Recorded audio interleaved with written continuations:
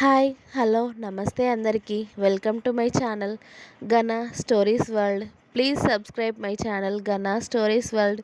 ఇక స్టోరీలోకి వెళ్ళిపోదాం. మై డియర్ రాక్షసి ఎపిసోడ్ 10. అవంతిక ముద్దు పెట్టిన తీరుకి ఆర్యన్ నవ్వుతూ, ఒసై రాక్షసి, నేను ఎక్కడ ఇవ్వమన్నా నువ్వెక్కడ ఇస్తున్నావు అన్నాడు. మరి నాకు అలాగే వచ్చు అంది అవంతిక అమాయకంగా. హా, నీకు మొన్నే నేర్పించా కదే ఎలా ముద్దు పెట్టాలో, అప్పుడే మర్చిపోతే ఎలా అన్నాడు ఆమె పెదవిని లాగుతూ.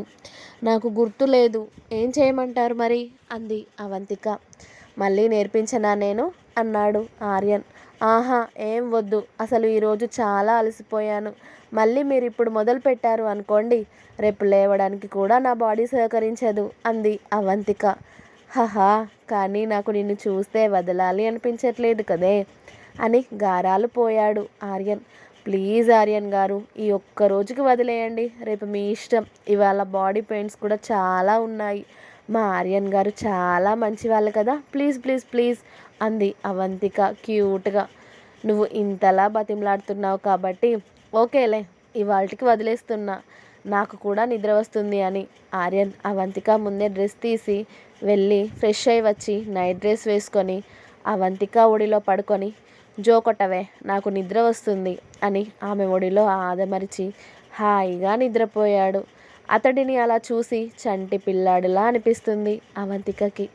మనకి పిల్లలు పుట్టినా కూడా మీకన్నా మంచిగా బిహేవ్ చేస్తారు కదా, మీరు వాళ్ళకన్నా ఘోరంగా ఉన్నారు అనుకొని మళ్ళీ ఆర్యన్కి పిల్లలు అంటే నచ్చదు అన్న విషయం గుర్తుకొచ్చి అవంతికకి బాధగా అనిపించింది. కానీ ఈ సంవత్సరంలోకి నేను ప్రెగ్నెంట్ అయితే ఈయన ఏం చేస్తారు అనుకుంటూ ఆలోచిస్తూ ఉంది అవంతిక. ఇప్పుడు వద్దు అంటున్నారు, కానీ నిజంగా అలా జరిగితే ఆయనే ఒప్పుకుంటారా, లేక అబార్షన్ అంటారా అనుకుని ఆ ఊహ కూడా భయంగా అనిపిస్తుంది అవంతికకి. వామ్మో, అలా జరగకూడదు, ఈయన పిచ్చికి అలా చేసినా చేస్తారు కాబట్టి నిజంగా ఈయనకి నచ్చకపోతే నాకు ప్రెగ్నెన్సీ రాకపోవడమే నయ్యం అనుకుంటుంది.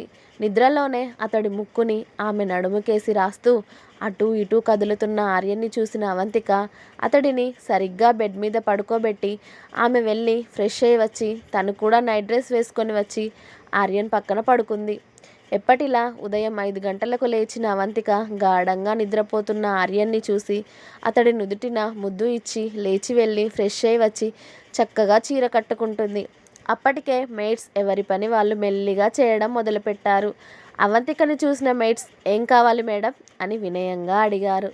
ఏం లేదు, నేను పూజ చేసుకుంటాను అనేసి అవంతిక దేవుడి గదిలోకి వెళ్ళి ముందుగా దేవుడి గది అంతా శుభ్రం చేసుకొని ఆ తర్వాత దేవుడి పటాలు అన్నీ నీట్గా క్లీన్ చేసి వాటికి గంధం కుంకుమ బొట్లు పెట్టి ఆ తర్వాత గార్డెన్లోకి వెళ్ళి ఆమె చేతితో పూలు తెంపుకు వచ్చి అవి మాలలాగా అల్లి దేవుడి పటాలకు వేసి చక్కగా దీపారాధన చేసుకుంది.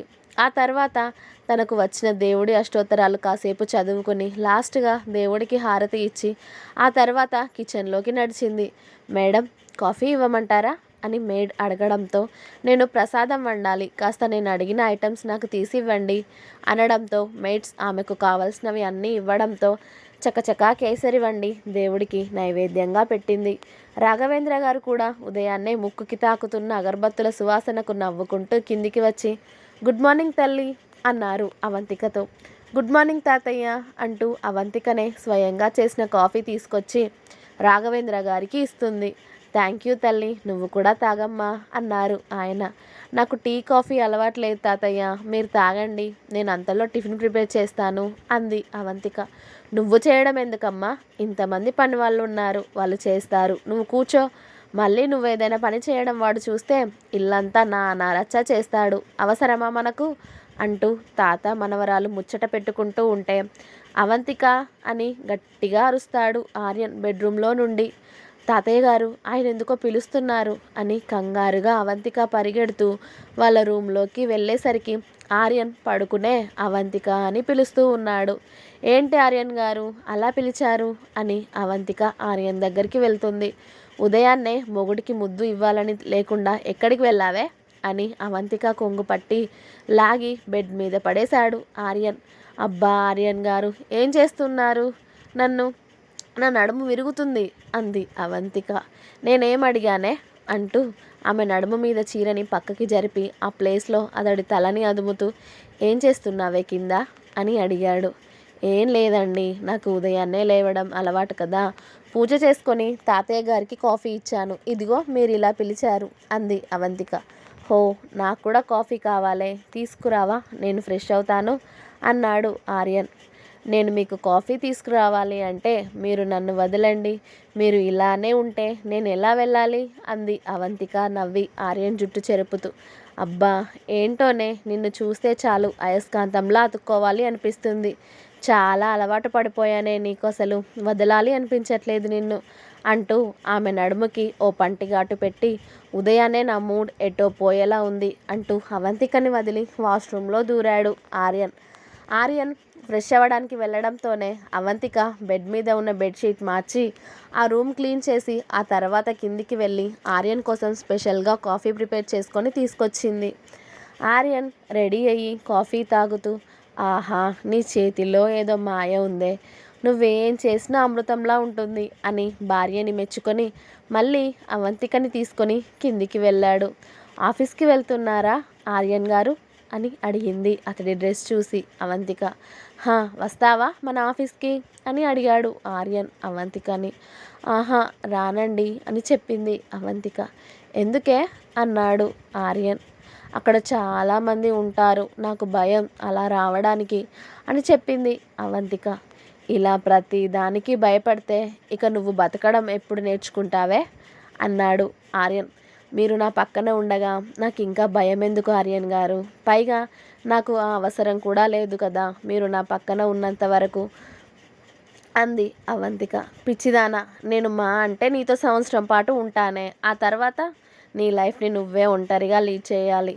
నీకు ఎన్నిసార్లు చెప్తే అర్థమవుతుంది, నువ్వు నాతో ఉండేది కేవలం సంవత్సరం మాత్రమే అని ఎన్నిసార్లు చెప్పాను, మళ్ళీ మళ్ళీ మర్చిపోతున్నావా అన్నాడు ఆర్యన్. అతడి మాటలకి మళ్ళీ అవంతికకి బాధ కమ్మేసి, సర్లే అవి తర్వాత మాట్లాడుకుందాం, కానీ ముందు మీరు రండి, మీకు టిఫిన్ వడ్డిస్తాను అని ఆర్యన్ రాఘవేంద్ర గారు డైనింగ్ టేబుల్ దగ్గర కూర్చున్నాక వాళ్ళిద్దరికీ టిఫిన్ వడ్డించింది అవంతిక. అవన్నీ చేయడానికి మెయిడ్స్ ఉన్నారు, కానీ నువ్వు కూడా కూర్చోవే అంటూ ఆర్యన్ పక్కన కూర్చోబెట్టుకున్నాడు అవంతికని. ముగ్గురు కలిసి టిఫిన్ చేశాక, తాతయ్య నేను ఆఫీస్కి వెళ్తున్నా అన్నాడు ఆర్యన్. జాగ్రత్త నాన్న అన్నారు రాఘవేంద్ర గారు. ఓకే తాతయ్య, బాయ్ అని. ఓయ్ రాక్షసి, బాయ్ అన్నాడు అతడి కార్ కీస్ తీసుకుంటూ. బాయ్ ఆర్యన్ గారు, మళ్ళీ ఎప్పుడు వస్తారు ఇంటికి అని అడిగింది అవంతిక. ఈవినింగ్ అవుతుందే నేను రావడానికి అన్నాడు ఆర్యన్ బయటికి నడుస్తూనే. అవంతిక కూడా ఆర్యన్ వెనకాలే వెళ్ళింది అతడి కార్ దగ్గరికి. జాగ్రత్త, రెస్ట్ తీసుకో, ఆఫ్టర్నూన్ అంతా ఓకేనా, నైట్ నాకు నీతో చాలా పని ఉందే, అప్పటికి నీకు ఎనర్జీ కావాలి కదా, చెప్పింది గుర్తుంది కదా, తిని రెస్ట్ తీసుకో ఓకేనా, బాయ్ బంగారం అంటూ అవంతిక నుదుటిన ముద్దు పెట్టుకొని ఆఫీస్కి వెళ్ళిపోయాడు ఆర్యన్ కార్లో. వెళ్తున్న ఆర్యన్ కార్ని చూస్తున్న అవంతిక అతడి కారు కనుమరుగు అయ్యాక ఇంట్లోకి నడిచింది. హాల్లో కూర్చున్న రాఘవేంద్ర గారి దగ్గరికి వెళ్ళి కూర్చుని, మీతో ఆర్యన్ గారి గురించి మాట్లాడొచ్చా తాతయ్య గారు అని అడిగింది అవంతిక. ఏంటమ్మా అది అన్నారు ఆయన. ఆర్యన్ గారు అలాంటి చెడు అలవాట్లకి అలవాటు పడుతుంటే మీరేం చేస్తున్నారు, మీరు వద్దని చెప్పలేదా అని అడిగింది అవంతిక.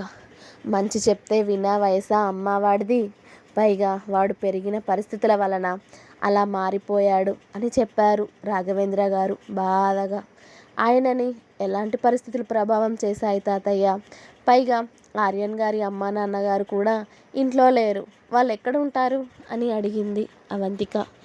ఆర్యన్ అమ్మా నాన్న వాడి చిన్నప్పుడే విడిపోయారు తల్లి, ఇద్దరికీ ఒకరు అంటే ఒకరు పడకపోవడం, ఇద్దరికీ స్వేచ్ఛ కావాలి అని ఆర్యన్ని నా దగ్గర ఇక్కడే వదిలేసి వాళ్ళిద్దరూ దేశాలు పట్టుకొని పోయారు. ఇప్పుడు వాళ్ళు ఎక్కడ ఉంటున్నారో కూడా తెలియదు, అందుకే ఆర్యన్కి వాళ్ళంటే నచ్చదు, వాళ్ళెవ్వరూ కూడా ఇప్పుడు ఆర్యన్కి గుర్తులేదు, వాళ్ళ పేర్లు కూడా ఇంట్లో ఎత్తనివ్వడు, అసలు తల్లిదండ్రుల రిలేషన్ అంటేనే వాడికి నచ్చదు, అందుకే ఇన్ని సంవత్సరాలు పెళ్ళి వద్దు వద్దు అంటూ తిరిగాడు, కానీ నిన్ను మాత్రం డైరెక్ట్గా పెళ్లి చేసుకొని ఇంటికి తీసుకువచ్చాడు అని చెప్పారు ఆయన. అంటే ఆయనకి చిన్నప్పటి నుండి తల్లిదండ్రులు ఆయన దగ్గర లేరా? ఆయన ఒంటరిగా మీ దగ్గర పెరిగారా అని అడిగింది అవంతిక. హా, అప్పటికి వాడి వయసు 5 ఏళ్ళేమో ఉంటాయి తల్లి. వాడి తల్లిదండ్రులు విడిచిపెట్టారు అని వాడికి ఆ రిలేషన్స్ అంటేనే ఇష్టం ఉండదు. పైగా ఆ పెళ్లి చేసుకుని పిల్లల్ని కంటే వాడిలా మారిపోవాల్సి వస్తుందని పెళ్ళి, పిల్లలు, బంధుత్వాలు అన్నింటికీ దూరంగా ఉన్నాడు అన్నారు ఆయన. అందుకే ఆయనకి పిల్లలంటే నచ్చదేమో అని అనుకుంది అవంతిక రాఘవేంద్ర గారి మాటలకి. వాడికి తల్లిదండ్రుల ప్రేమ, ఆప్యాయత ఏదీ లభించలేదు. అందుకే వాడి లైఫ్ని వాడికి నచ్చినట్టు ఎంజాయ్ చేస్తున్నాడు. నేను ఎన్నిసార్లు చెప్పినా వాడు మారలేదు. వాడికి నచ్చినట్టుగానే ఉంటున్నాడు. ఇప్పుడు కూడా వాడికి నచ్చినట్టే అన్నీ చేస్తున్నాడు. వాడి ఇష్టాన్ని నేను ఎప్పుడూ కాదనలేదు తల్లి. కానీ నేను పోయే వరకైనా వాడి పిల్లల్ని చూడాలి అని నా కోరిక. కానీ వాడు ఇప్పుడు నిన్ను పెళ్లి చేసుకున్నాడు కదా, నా కోరిక త్వరలోనే నెరవేరుతుంది అన్నారు రాఘవేంద్ర గారు సంతోషంగా. ఇంకా ఉంది, నెక్స్ట్ పార్ట్ రేపు వస్తుంది.